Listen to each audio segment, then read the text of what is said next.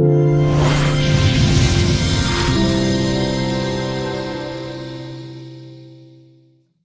everyone, I'm Amy Rose White, integrative and intuitive psychotherapist.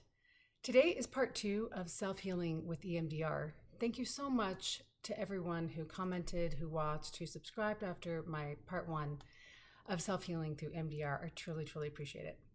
So I thought I would add a few more thoughts that I have and give you some even more tools for using this really powerful, powerful modality yourself at home, whether you're in between sessions with a therapist doing EMDR or you're thinking about it, or you just want some more ways to be able to cope with intense emotions, crises that arise in your life, or you actually are dealing with some symptoms related to chronic or single incident trauma. That's a fancy way of saying, did you develop, some really hard symptoms after one major event, or do you have some kind of chronic anxiety, activation, nightmares, intrusive thoughts, that kind of thing that definitely should be addressed by a therapist, but you need some tools in between those sessions and ways to soothe yourself and your nervous system for the long run on your own when you're not in the therapist's office or online. So the main thing that I'm going to focus on today is something called resourcing in EMDR. It's actually very simple, but it combines soothing strategies, creative visualization, mindfulness, and creating a sense of relaxation, peace, and grounding in the body with bilateral stimulation, which, as I mentioned in the video a couple of weeks ago, which you can watch right here if you haven't seen it yet, can include visual bilateral stimulation with the eyes while the head stays still, physical bilateral stimulation such as tapping on the shoulders, knees, or anywhere else. You can actually kind of do this, really sneakily when you're in line at the grocery store. If you feel, kind of overwhelmed, you can do this. Anyway, I talked about that in the last video. Oh my gosh, I'm catching on my sparkly top. I knew I should have worn the sequins today, but I felt like this counted because it's shiny. Anyway, or auditorily, like this. So resourcing begins with imagining what we call a secure place. This is the beginning stage of all the EMDR you're going to do with a therapist, but it can be a powerful way to build your own internal reservoir of safety, of peace, of feeling grounded in your body and able to have your inner safe harbor be inside you and not dependent on external forces in the world, because all those are really unpredictable. Yes?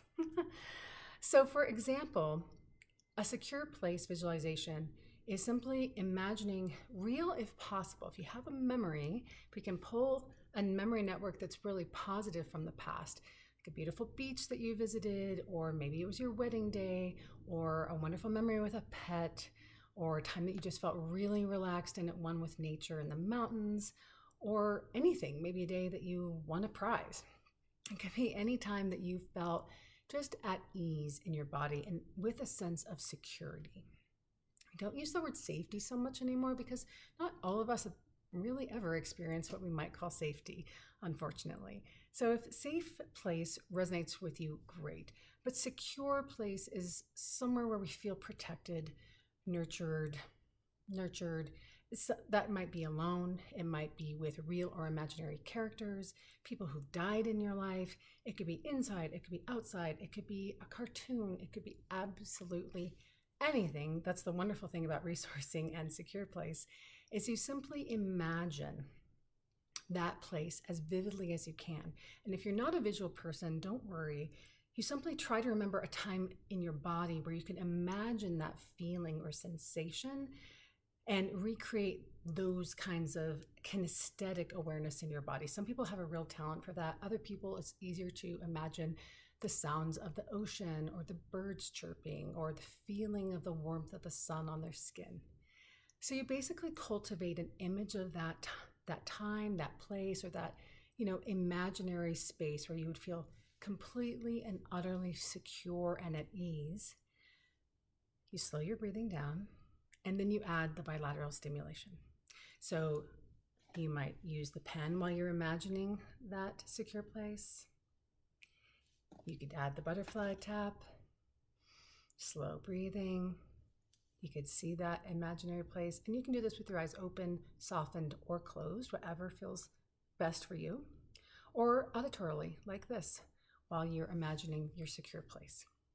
A couple other resourcing tools that work really well for people in between sessions and actually before, during, and after EMDR with their therapist who's licensed and trained is to imagine someone who mentored you, supported you, loved you, encouraged you, protected you, or nurtured you, or guided you in some way.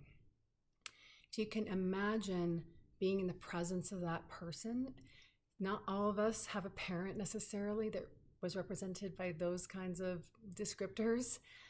But if there was someone, or even just someone that you look up to in the world, sometimes invoking them into the scene and then adding bilateral stimulation is very helpful.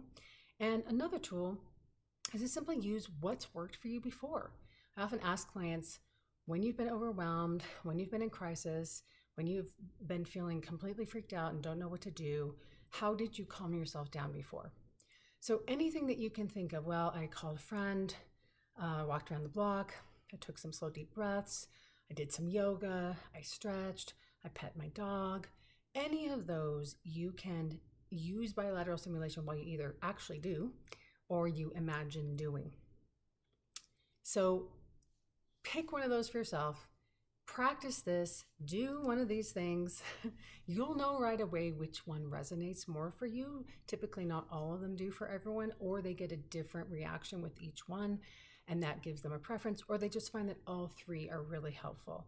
This kind of resourcing is extremely valuable to just add to your toolkit, as I said before, to take care of yourself, to soothe yourself, and to really deepen the healing that you're obviously already on as a path, or you wouldn't be watching this video. Lastly, I wanted to mention that there are two kinds of EMDR. There's kind of standard training EMDR. Actually, I'm sure there's many kinds out there. I'm certainly not like the expert on it, but I've been using different kinds of bilateral stimulation and energy psychology techniques for over 15 years. And what I will say is this: there are folks that will use the standard protocol where they don't really talk to you that much, and they're really focused on the eye movement and a single incident trauma. And then there's those of us that have training in something called attachment-focused EMDR. Attachment-focused EMDR is more for those of us that have complex trauma, complex interpersonal trauma that usually begins in childhood, that involves a lot of disruption and injuries to what we call the attachment relationship, which is the sense of safety and security we have with our primary caregivers.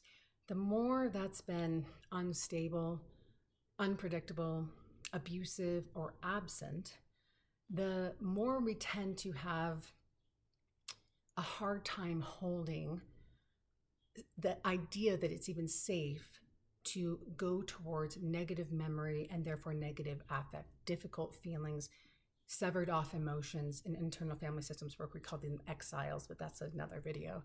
But basically parts of us that we've cut off from because it was too painful to feel. EMDR brings that material up.